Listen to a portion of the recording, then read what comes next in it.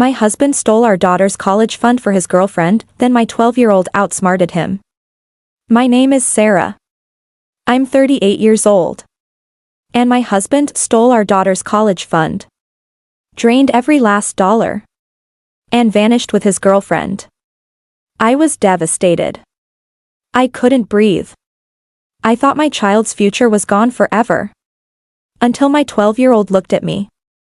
Smirked. And said, "Mom, don't worry. I handled it." Before I tell you what she did, like this video, subscribe, and comment where you're watching from. Because what happened next still doesn't feel real. Let me start from the beginning. My husband Mark. God, even saying his name makes my stomach turn. He wasn't always a monster. For 15 years, he was the man I trusted with everything. Our home, our finances, our daughter Emma's future. He was the one who suggested we start the college fund when Emma was just 3 years old. "We need to be smart about this, Sarah," he'd say, sitting at our kitchen table with his calculator and notebooks spread out like he was planning something sacred. "College costs are skyrocketing. If we start now, put away $300 a month, she'll have everything she needs." $300 a month. Do you know what that meant for us? That meant I worked double shifts at the hospital on weekends. That meant we never went on vacation. That meant I wore the same winter coat for 6 years because every spare dollar went into that account. Mark would drive his beat-up Honda while his coworkers bought new trucks. We ate pasta 3 nights a week and called it family tradition. But it was worth it. Every sacrifice was worth it because we were building something for Emma. Something that would give her choices, opportunities, freedom. That account wasn't just money, it was 15 years of hope, compressed into numbers on a bank statement. By the time Emma turned 12, we had saved $68,000. $68,000. I remember the day we hit that milestone because Mark took a screenshot of the balance and showed it to Emma over breakfast. "Look at this, sweetheart," he said, his voice full of pride. "This is your future. Your mom and we've been working toward this since before you could walk." Emma smiled and hugged us both. She didn't fully understand what it meant yet, but she knew it was important. She knew we loved her enough to sacrifice for her dreams. That was 3 months ago. 3 months before I discovered that the man I trusted with everything had been planning to steal our daughter's future. The day I found out, I was paying bills like I did every month. I logged into our bank account, expecting to see that beautiful balance we'd worked so hard to build. Instead, I saw a number that made my heart stop, $47.82. At first, I thought it was a mistake. Maybe I'd clicked on the wrong account. Maybe there was a computer glitch. So I called the bank, my hands shaking as I dialed. "Ma'am, I'm showing multiple large withdrawals over the past 2 weeks," the customer service representative told me. The account holder authorized transfers totaling $67,952.18. The account holder. Mark. The man sleeping next to me every night, kissing me goodbye every morning, asking Emma about her homework every afternoon. He'd been systematically draining our daughter's future, transfer by transfer, lie by lie. I hung up the phone and sat in my car outside Emma's school, sobbing so hard I couldn't breathe. How was I going to tell her? How was I going to explain that the security we'd promised her, the future we'd planned together, was gone?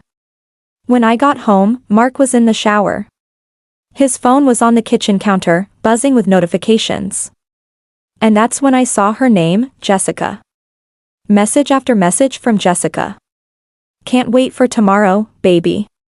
Cancun is going to be perfect. The resort confirmed our reservation. 2 weeks in paradise. You're so amazing for making this happen. I love you so much." My hands were trembling as I scrolled through weeks of messages. Plans for their escape. Photos of her in lingerie. Videos of him promising her a new life together. And the most devastating message of all, from just 2 days earlier. "I transferred the last of it today. We're free, Jess. Free from everything holding us back. Everything holding us back." That's what he called us. His wife of 15 years and his 12-year-old daughter were just obstacles to his happiness. I heard the shower turn off upstairs, so I put his phone back where I found it and waited. I needed to see his face when I confronted him. I needed to watch him try to explain how he could steal from his own child. But when Mark came downstairs, he wasn't the man I'd been married to for 15 years. He was already dressed, already packed. There was a suitcase by the door that I hadn't noticed before. "Sarah," he said, not quite meeting my eyes. "I need to tell you something." The coward couldn't even look at me while he destroyed our family. "I know about the money, Mark." My voice was steadier than I expected. "I know about Jessica. I know about Cancun. I know everything." For just a second, he looked surprised. Then his face hardened into something I'd never seen before. Something cold and selfish and cruel. "Good," he said. "That makes this easier. I'm leaving, Sarah. I'm done pretending to be happy in this life. Jessica and we're starting over. Somewhere you can't find us." "That money was for Emma's college," I whispered. 15 years, Mark. We saved for 15 years. He shrugged. Actually shrugged. "Emma's smart. She'll figure something out. Scholarships, student loans, whatever. Kids are resilient." That's when I lost it. That's when 15 years of love turned into pure, burning rage. "You stole from your own daughter. You destroyed her future for some woman you met 6 months ago." "I didn't steal anything," he snapped. "That account was in my name too. Legally, I had every right to that money. And Emma will be fine. She's got you to take care of her." He picked up his suitcase and walked toward the door, and I realized he wasn't just leaving, he was abandoning us. Completely. Without remorse, without guilt, without even a goodbye for Emma. "Where are you going?" I called after him. "How am I supposed to explain this to your daughter?" He paused at the door, and for a moment, I thought maybe there was still some part of the man I'd married buried in there somewhere. But when he turned around, his eyes were dead. "Tell her whatever you want," he said. "Tell her I'm a monster. Tell her I never loved her. I don't care anymore, Sarah. I'm done being responsible for other people's happiness." And then he was gone. Just like that. 15 years of marriage, 12 years of fatherhood, wiped away like they meant nothing. If you're feeling sick listening to this, please hit the subscribe button and let me know in the comments where you're watching from, because I need to know I'm not alone in this. I sat on my kitchen floor and cried until Emma came home from school. I had no idea how I was going to tell her that her father, the man who'd taught her to ride a bike, who'd helped her with math homework, who'd promised her that college fund would always be there, had chosen another woman over his own family. But when Emma walked through the door, she took one look at me and seemed to understand everything without me saying a word. "Dad's gone, isn't he?" she said quietly. She was so calm, so composed. Too calm for a 12-year-old who'd just lost everything.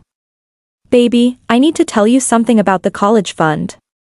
"He took it," Emma interrupted. "All of it. For her." I stared at my daughter in shock. How could she possibly know? "Emma, how did you?" "I've known for weeks, Mom," she said, sitting down beside me on the kitchen floor. "I heard him on the phone with her late at night. I saw him moving money around on his laptop when he thought I was asleep. I watched him pack that suitcase yesterday and hide it in the garage." My heart broke all over again. My little girl had been carrying this knowledge, this betrayal, all by herself. "Sweetheart, why didn't you tell me?" For the first time since she'd gotten home, Emma smiled. But it wasn't her usual bright, innocent smile. This was something else. Something older, wiser, and frankly a little terrifying. "Because I wanted to see how far he'd go," she said. "And I wanted to make sure he couldn't take it back." That's when she said it. That's when my 12-year-old daughter looked me in the eye, smirked, and said, "Mom, don't worry. I handled it. I was so consumed with grief and rage that I barely processed what she was telling me. I thought she was just trying to comfort me, trying to be strong because she'd seen her mother fall apart. I had no idea that while I was discovering my husband's betrayal, my daughter had been 3 steps ahead of both of us. The next few days passed in a blur of phone calls and paperwork. I contacted lawyers, tried to trace the money, filed police reports that went nowhere because, as Mark had pointed out with such cruel precision, the account was legally in his name too. Every door I tried to open slammed shut in my face. Jessica had posted photos from Cancun on social media, my husband's money funding their romantic getaway while his daughter ate cereal for dinner because I couldn't afford groceries. They looked so happy, so carefree, like they'd won some beautiful prize instead of destroying a family. I was drowning in rage and helplessness. But Emma was eerily calm. She did her homework, helped with dinner, even comforted me when I cried. It was like she knew something I didn't, like she was waiting for something. "Aren't you angry?" I asked her one night as I tucked her into bed. "Don't you hate him for what he did?" Emma considered this for a moment, then shook her head. "I'm disappointed," she said. "But I'm not angry anymore. I was angry when I first found out. But anger is just energy, Mom. It's better to use that energy for something productive. What kind of 12-year-old talks like that? What kind of child responds to betrayal with strategy instead of tears?" I was about to find out. It was a Tuesday morning, exactly 1 week after Mark had walked out of our lives. I was drinking coffee and trying to figure out how to pay our mortgage when my phone rang. Unknown number, but something told me to answer it. "Sarah." The voice was panicked, desperate, nothing like the cold confidence Mark had shown when he left. "Sarah, what did you do?" "Mark." I could barely believe it was him. He sounded terrified. "The accounts are frozen. All of them. The money's gone, Sarah. Jessica left me. They seized everything." "What did you do?" I was completely confused. I hadn't done anything. Every legal avenue I'd tried had been a dead end. "Mark, I don't know what you're talking about. Don't play dumb with me." He screamed. "The FBI showed up at our hotel this morning. They had warrants. They took our phones, our laptops, everything." Jessica got scared and flew back to Texas.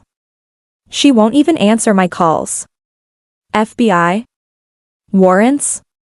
None of this made sense.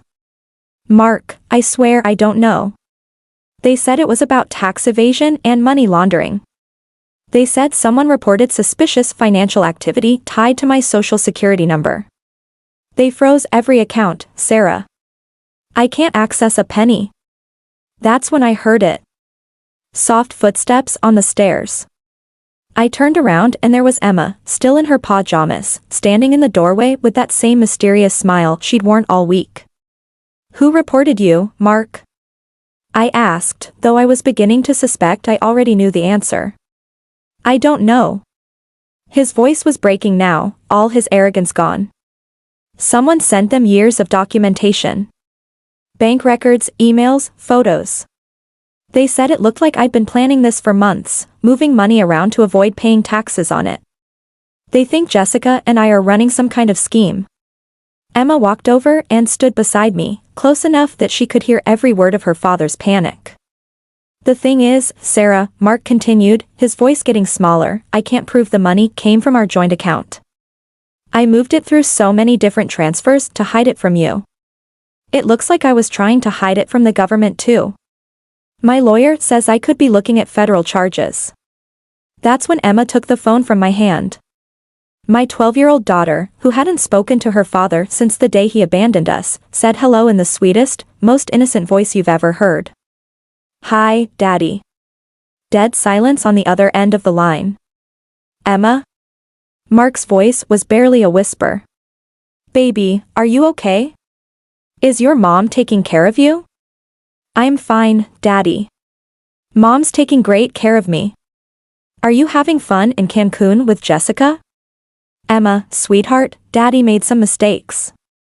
Big mistakes. But I'm going to fix this, okay? I'm going to make everything right. Emma looked at me, then spoke into the phone with the kind of calm that made my blood run cold. Daddy, do you remember when you taught me about cause and effect in science? You said every action has an equal and opposite reaction. Emma, what? I learned about whistleblower programs in civics class, she continued. Did you know that if you report financial crimes to the FBI, they investigate everything? They look at bank records, email accounts, social media posts. Everything. I watched my daughter's face as she spoke, and I finally understood what I was seeing in her eyes. It wasn't innocence. It wasn't childish hope. It was justice. You see, Daddy, I've been keeping track of all your money transfers for months. Screenshots, dates, amounts. I even recorded some of your phone calls with Jessica when you were planning your trip. Did you know that deliberately structuring bank withdrawals to avoid reporting requirements is called structuring, and it's a federal crime? Mark was completely silent now. I also saved all those pictures Jessica posted from Cancun. The ones where she's wearing that expensive jewelry you bought her with my college fund. The FBI was very interested in those pictures, especially when I showed them the receipts from the jewelry store that you charged to your credit card. Emma paused, and in that pause, I heard the sound of my husband's world collapsing. The nice FBI agent told me that when someone steals money and immediately takes it out of the country, it looks like money laundering. Especially when they try to hide the paper trail like you did. She said I was very brave for reporting it. I couldn't breathe. My 12-year-old daughter had single-handedly destroyed her father's escape plan using nothing but intelligence, patience, and an understanding of consequences that most adults never develop. Emma, Mark's voice was broken now, desperate. Baby, please. You don't understand what you've done. Daddy could go to prison. Please tell them it was a misunderstanding. Tell them you made a mistake. Emma looked at me, then spoke into the phone one last time. I didn't make a mistake, Daddy. You did. You thought you could steal my future and walk away. But I'm not just some kid you can abandon. I'm your daughter, and you taught me to be smarter than that. She hung up the phone and handed it back to me. We stood there in silence for a long moment, mother and daughter, processing what had just happened. Finally, I found my voice. Emma. How long have you been planning this? She shrugged, suddenly looking like the 12-year-old she was. Since the first night I heard him talking to Jessica about taking their money to Mexico. I knew he was going to take the college fund. I knew he was going to leave us. So I started documenting everything. But how did you know about the FBI programs? How did you know about structuring laws? Emma smiled, and for the first time in weeks, it was her real smile. Mom, we have the internet. And I'm really, really good at research. I thought about all those nights I'd found her on her laptop, supposedly doing homework or talking to friends. She'd been building a case against her own father, methodically collecting evidence of his betrayal. Aren't you sad? I asked her. He's still your dad, even after everything. Emma considered this seriously, the way she considered everything. I'm sad that he chose to be this person, she said finally. But I'm not sad that there are consequences for his choices. He taught me that actions have consequences. I just made sure his consequences were bigger than yours. Over the next few weeks, the full scope of Emma's strategy became clear. She hadn't just reported Mark to the FBI, she'd been thorough. She'd documented everything, his secret email accounts, his hidden social media profiles, his credit card statements, even GPS data from his phone showing his trips to Jessica's apartment. The federal investigation revealed that Mark's financial maneuvering did indeed constitute structuring, and his immediate departure to Mexico with the money looked exactly like money laundering to federal prosecutors.